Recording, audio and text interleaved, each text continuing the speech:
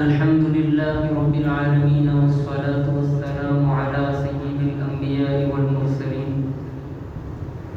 محمد وعلى آله وأصحابه أجمعين. أما بعد فأعوذ بالله من الشيطان الرجيم. بسم الله الرحمن الرحيم. الحمد لله رب العالمين الرحمن الرحيم مالك يوم الدين.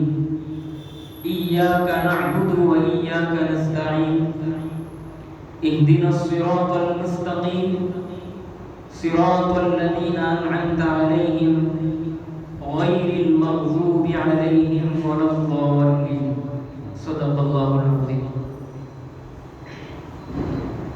محترم بھائیوں، بزرگوں، عزیز ساتھیوں، اللہ تبارک و تعالیٰ کا احسان اور اس کا کرم اور اس کا شکر ہے کہ اللہ نے ہمیں ایک بہت بڑی سعادت اور توفیق عطا فرمائی ہے. اور سعادت توفیق یہ ہے کہ اللہ نے ہمیں اپنے کلام مجید کو سمجھنے کی اور اس کو سیکھنے کی، اس کے معانی اور مطالب کو سمجھنے کی اللہ نے ہمیں ایک توفیق عطا فرمائی ہے. یہ اللہ کی طرف سے بہت ہی بڑی توفیق ہے. اللہ کا ہم سب کو اس پر شکر بجا لانا چاہیے کہ اللہ نے ہمیں اس کے کلام کو سمجھنے کے لیے ہمیں منتخب فرمایا ہے، ہمارا انتخاب فرمایا ہے. الغرض عزیز ساتھیوں، آج ہماری تفسیر کی یہ چوتھی جمعہ ہے. گزشتہ 3 جمعہ سے ہم نے 4 آیتوں کی تفسیر کی. ایاک نعبد و ایاک نستعین تک کی ہم نے تفسیر کی تھی اور ہم نے سمجھا تھا کہ اللہ تبارک و تعالیٰ نے ایاک نعبد و ایاک نستعین جو آیت کے بندے اور اللہ کے درمیان ہے، یعنی اللہ بندے کو سکھلا رہے ہیں کہ عبادت کس کی کرنی چاہیے، عبادت کے لائق کون سی ذات ہے اور عبادت کے لیے کیا طریقوں کو اپنانا چاہیے. ایاک نعبد، اللہ نے بندوں کو سکھلا دیا.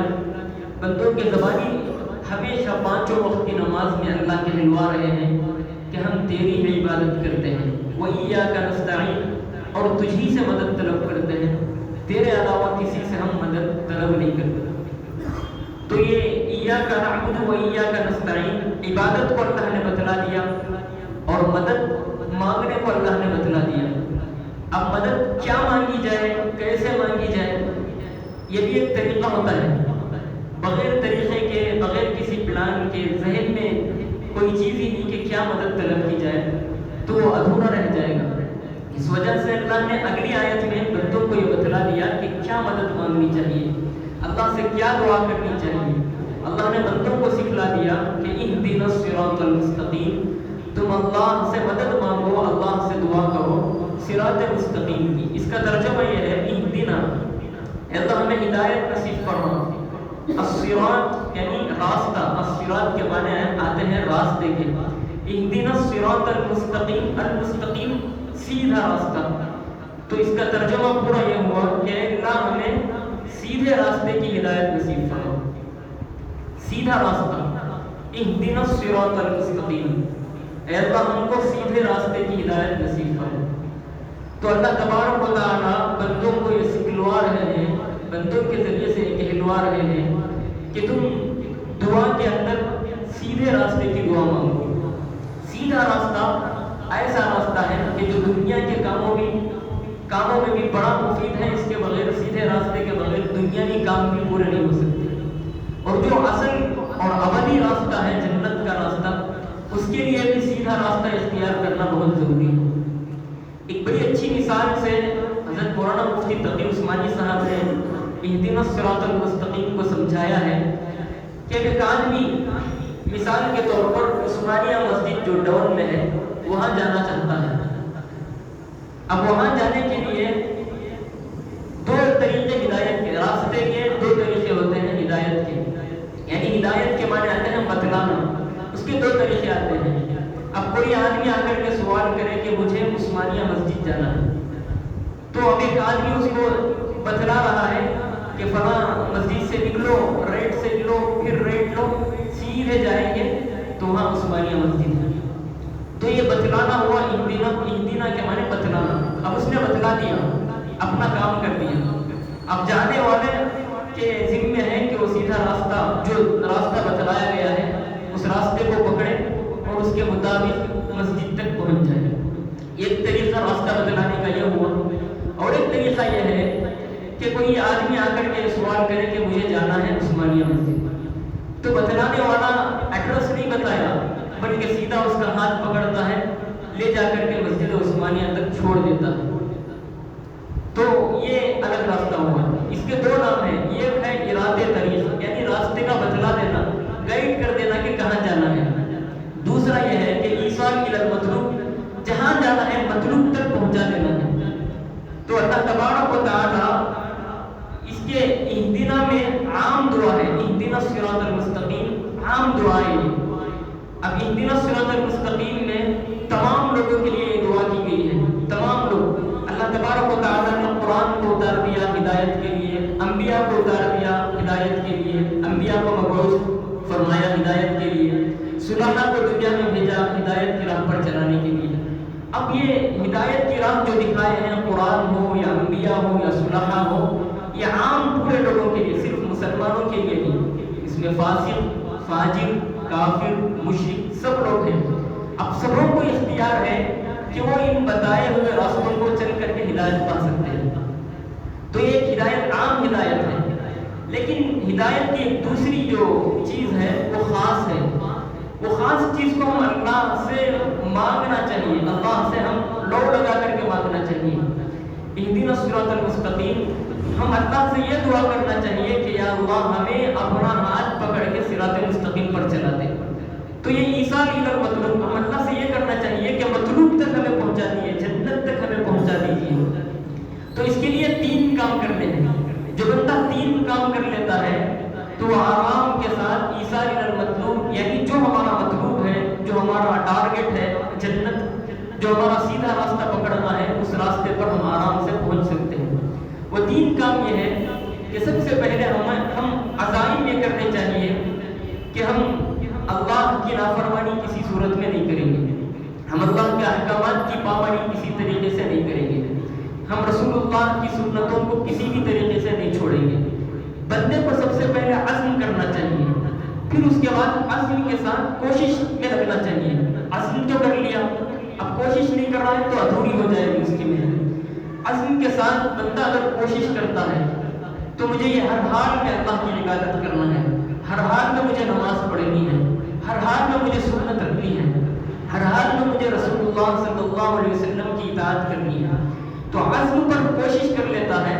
پھر تیسری جو چیز ہے اللہ سے مانگتا ہے تو اللہ تبارک و تعالیٰ اس کے لیے راستے کھول دیتے ہیں، ایصال الی المطلوب تک اللہ پہنچا دیتے ہیں۔ اب بندہ 2 چیزیں نہیں کر رہا ہے، بس نماز میں کھڑے ہو کے دعا کر رہا ہے اہدنا الصراط المستقیم، لیکن اس کے دل میں یہ عزائم ہی نہیں کہ وہ صراط المستقیم پر چلنا چاہ رہا ہے، اس کے دل میں ارادہ ہی نہیں کہ صراط المستقیم پر مجھے چلنا ہے، اس کے دل میں کچھ اور چیز دوڑ رہی ہے، فلاں دنیا کی پیچھے دوڑنا ہے، فلاں چیز کے پیچھے دوڑنا ہے، فلاں چیز کے پیچھے لگنا ہے، صرف رسمی طور پر اہدنا الصراط المستقیم کہہ رہا ہے، تو یہاں پر اللہ کی طرف سے یہ دعا قبول نہیں کی جائے گی۔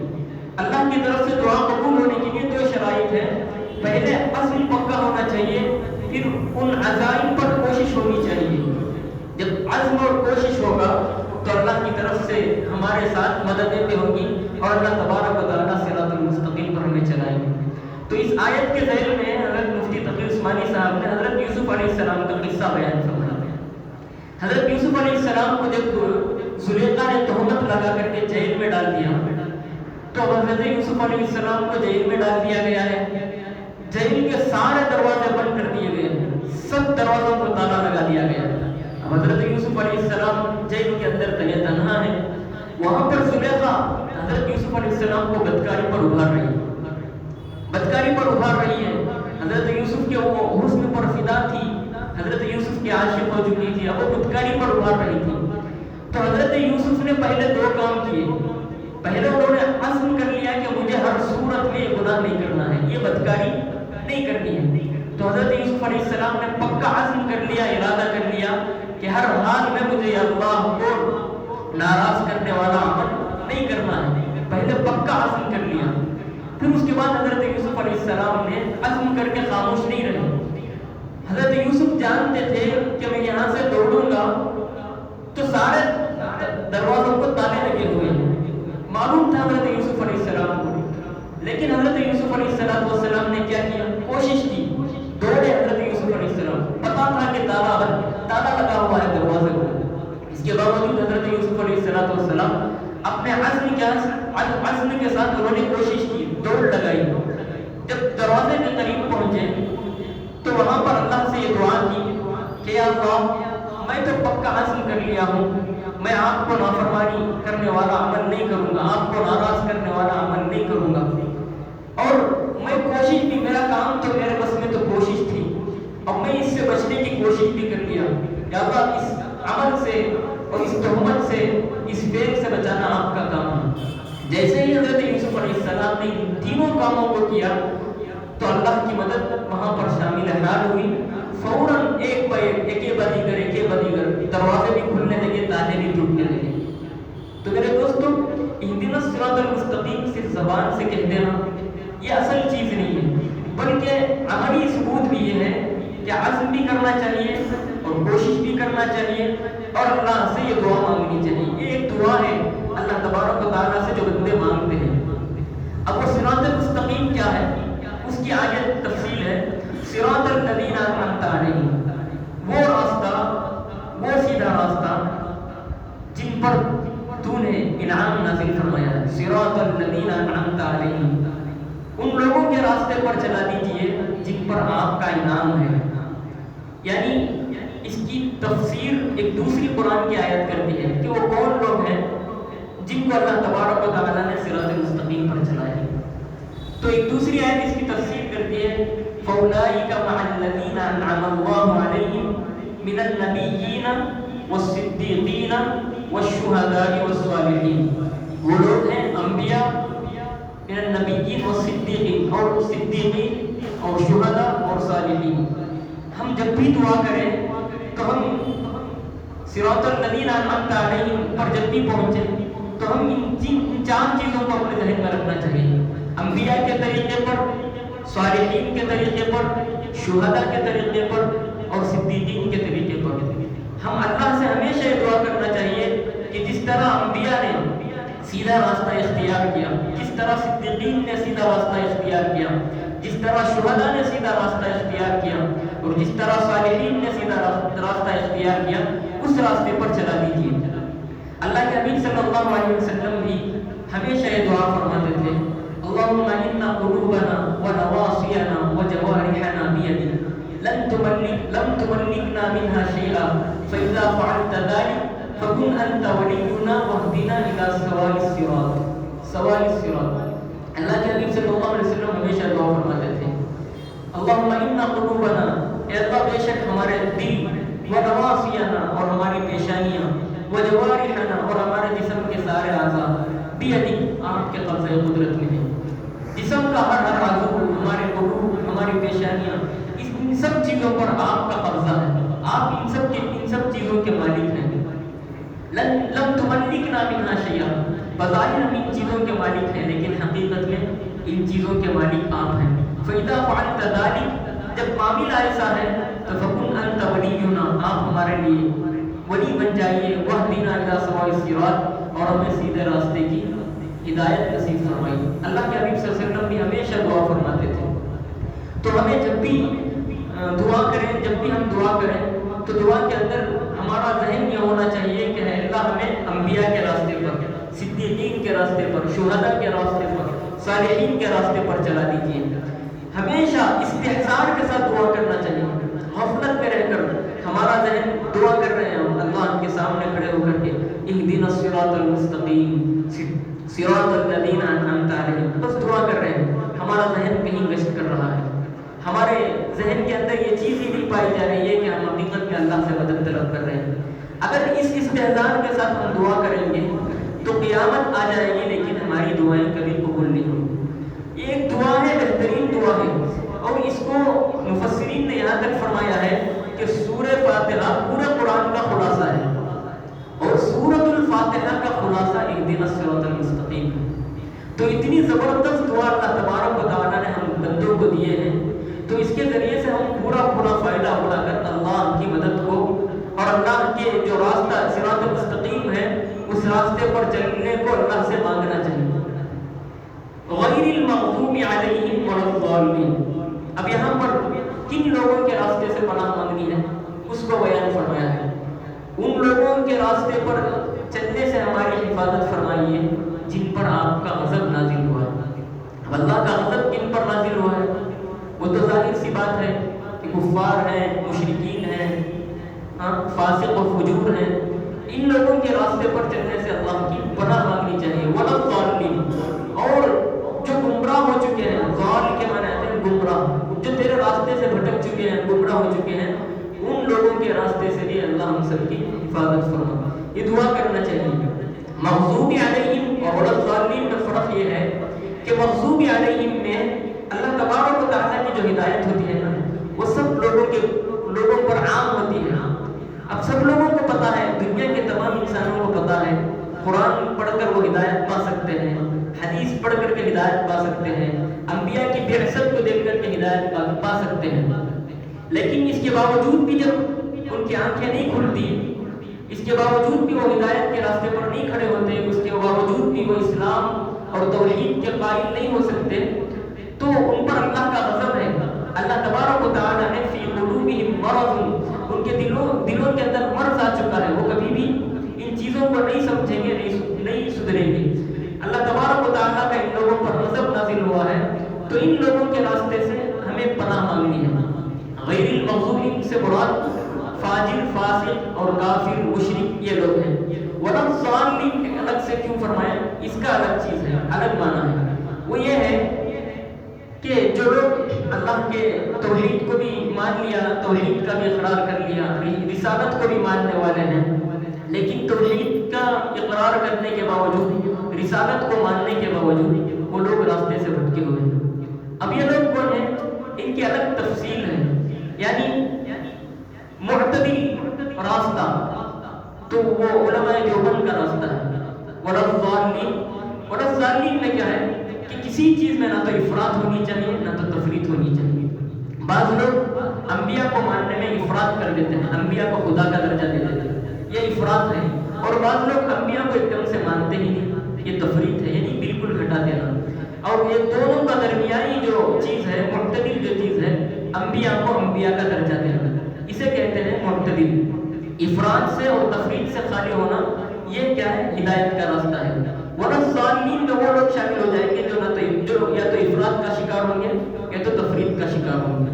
اور اسی طرح صحابہ کو ہر چیز سے ہم پاک ماننا چاہیے، صحابہ کو ایک پاک چیز ماننی چاہیے۔ اللہ کے انبیاء کی، حضرت اللہ کے حبیب صلی اللہ علیہ وسلم کے ساتھی رفاق کرام ہیں، اور اللہ تبارک و تعالیٰ نے ان کو بڑے بڑے وعدوں سے اللہ تبارک و تعالیٰ نے نوازا ہے۔ دنیا میں کئی صحابہ کو اللہ نے جنت کی بشارت دی تھی۔ تو صحابہ کے بارے میں بعض افراط کرنے والے یہ ہیں کہ صحابہ کو ایک دم انبیاء کا درجہ دے دیتے ہیں، اور بعض تفریط کرنے والے یہ ہیں کہ ایک دم صحابہ کو مانتے ہی۔ تو افراط اور تفریط سے خالی لوگ جو ہیں معتدل، وہ صحابہ کو صحابہ کا درجہ دیتے ہیں۔ تو ولا الضالین میں افراط والے بھی آ گئے، تفریط والے بھی آ گئے۔ تو اللہ تبارک و تعالیٰ سے ہم ولا الضالین کے ذریعے سے اس طرح افراط و تفریط میں پڑھنے والی چیزوں سے بھی پناہ مانگنی چاہیے۔ الغرض میرے دوستوں، یہ رہی سورہ فاتحہ کی تفسیر جو آج کی جمعہ الحمدللہ مکمل ہوئی۔ اگر ہم پوری تفصیل کے ساتھ اس کی تفسیر کریں گے تو 4 جمعہ نہیں بلکہ 4 مہینے نہیں بلکہ اس سے بھی زیادہ لگ جائیں گے۔ مختصر سی تفسیر تھی۔ اللہ تبارک و تعالیٰ سے دعا فرمائیں کہ اللہ تبارک و تعالیٰ ہم سب کو صراط المستقیم پر چلا دے، سیدھے راستے پر چلا دے، ہدایت کے راستے پر کھڑا کر دے، اور اللہ تبارک و تعالیٰ ہم سب کو جنت کے راستے پر چلا دے۔ اللہ تبارک و تعالیٰ ہم سب کو سنی ہوئی باتوں پر عمل کرنے کی توفیق اور سعادت نصیب فرمائے۔